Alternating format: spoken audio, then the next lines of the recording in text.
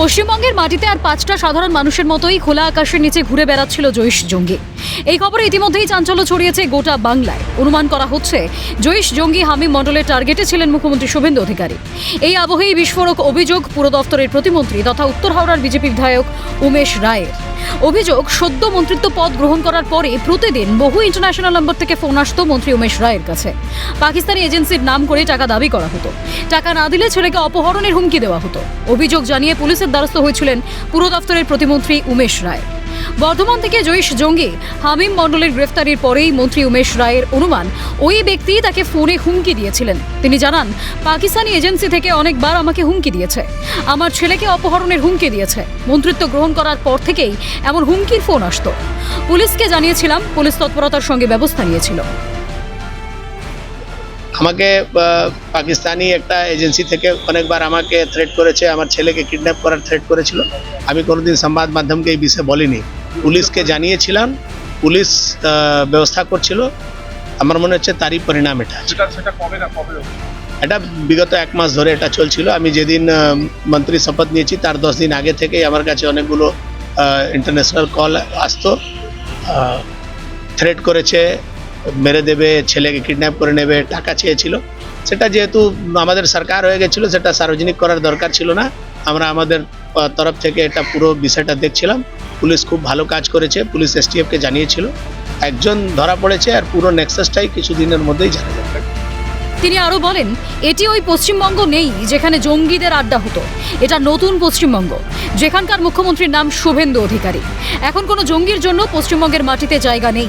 এই ধরনের যত সন্ত্রাস গতিবিধি হবে, আমরা ঠিক সময় তাদের চিহ্নিত করব, আইনি পদক্ষেপ নেব। এটা ওই পশ্চিমবাংলা নেই যেখানে জঙ্গিদের আড্ডা হতো। এটা নতুন পশ্চিমবাংলা, যার নেতার নাম হচ্ছে শুভেন্দু অধিকারী। এখন কোনো জঙ্গি, কোনো আতঙ্কবাদী, কোনো আলগাওবাদীর জন্য পশ্চিমবাংলার মাটিতে কোনো জায়গা নেই। এই ধরনের যত সন্ত্রাসবাদী গতিবিধি এখানে হবে, আমরা তাদেরকে ঠিক সময়ের মধ্যে তাদেরকে চিহ্নিত করব, ধরবো, আর তাদের বিরুদ্ধে যা করণীয় সেটা হবে। এ বিষয়ে মুখ্যমন্ত্রী শুভেন্দু অধিকারী বলেন, শুধু তার উপরেই নয়, রাজ্যের প্রতিমন্ত্রী উমেশ রায়ও জঙ্গিদের নজরে ছিলেন বলে তদন্তে উঠে এসেছে। বিষয়টি অত্যন্ত গুরুত্বের সঙ্গে দেখা হচ্ছে বলেও ইঙ্গিত দেন মুখ্যমন্ত্রী।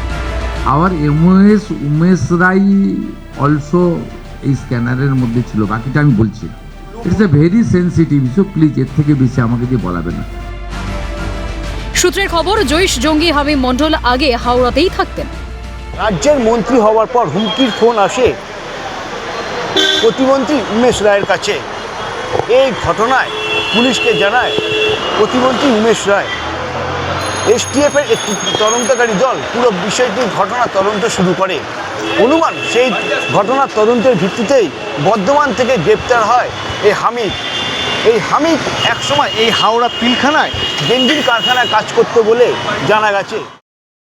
কি পিলখানায় এরকম মানুষ থাকতো, পাকিস্তানি একটা জঙ্গি ছিল, তারপরে উমেশ রায়কে মারার ধমকি দিয়েছে, মানে শুভেন্দু চিফ মিনিস্টারকে ধমকি দিয়েছে। সেটা আপনাদের মুখে শুনলাম, আমরা তো সেরকম কোনো নেই। আপনি বললেন কি ওটা ধরাও পড়েছে কোন জায়গা থেকে, তো আমাদের এখানে সেরকম কোনো নেই কো। আর আমরা এখানে চেষ্টা করবো সেরকম কোনো হয়, নতুন লোককে সাবধান করে একটা জায়গা দেওয়া, কোথায় থাকে না থাকে ওর পুরো মানে একটা করা, খবর নেওয়া, কোথা থেকে এসছে, কি করতে এসছে, কি কারণে এসছে। এখন একটাই প্রশ্ন ঘোরাফেরা করছে, রাজ্যে কি বড় নাশকতার ছক কষা হচ্ছিল? ঘটনার তদন্তে তৎপর পুলিশ প্রশাসন। তদন্তে কি উঠে আসে সেদিকেই তাকিয়ে রাজ্যবাসী। ক্যামেরায় সুরজিৎ প্রামাণিকের সঙ্গে সায়ন্তন ভট্টাচার্য, দেবকুমার দেওয়ের রিপোর্ট, ক্যালকাটা নিউজ।